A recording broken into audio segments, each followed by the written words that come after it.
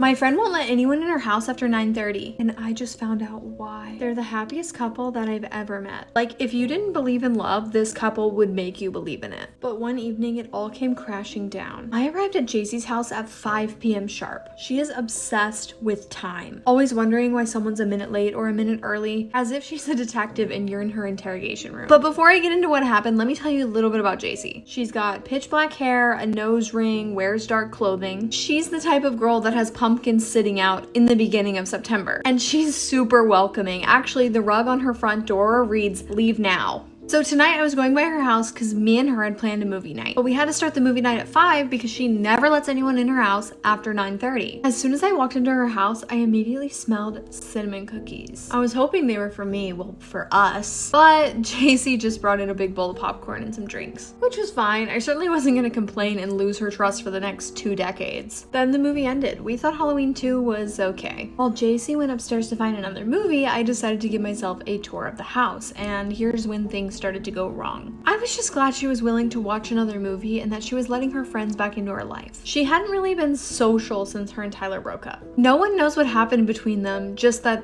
they were together one day and then the next day they weren't. After the breakup, no one heard from Tyler again. Then we started the second movie, Saw 4. She fell asleep during the movie, and the next time I checked my phone, it was 9:15. I thought, I better get going soon, even though she probably wasn't gonna wake up in the next 15 minutes. I headed over to the kitchen to grab a glass of water before leaving, and then I saw those cinnamon cookies on the counter, and I was like, she's not gonna miss one, right? After finishing the cookie, I turned on the water on the sink to wash my hands, but I was trying to be like really quiet because I didn't want to wake her up. The water didn't wake her up, but my scream did. I saw the face of a man outside of the kitchen window. She ran to the kitchen and I told her to call the cops. What did he look like? She asked me, but I didn't know. He was definitely a man. I think he was white. She burst out in laughter and said, "That's enough scary movies for tonight." But I was refusing to leave because I had just seen a man. I knew I saw a man out the window. Then I saw the same man through the living room window, except JC saw it too. She ran to the front door and I thought she was making sure it was locked, but no,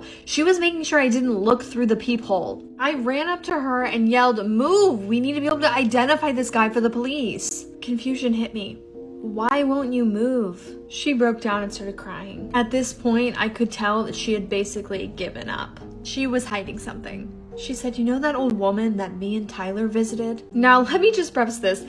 Tyler and JC were about as open-minded as people come. They tried basically every religion, and they were meeting up with this woman because she claimed to have some certain abilities. While she was telling me this, the man was still banging against the door. But as open-minded as they were, she told me that when she met up with the old woman, they couldn't help but laugh at her claiming to be one of the last real witches in the world. I tried to look around Jackie to see what was going on outside, and that's when I saw it. This was the stuff of nightmares. The man was on all fours and had pitch black eyes. And when he opened his mouth, he had cat-like teeth. She got up and ran to the kitchen and grabbed the tray of cinnamon cookies. I'm like, what are you doing? Why are you not freaking out? Then she walked outside and started giving this half man, half creature these cinnamon cookies. And that's when I realized Tyler always did love cookies.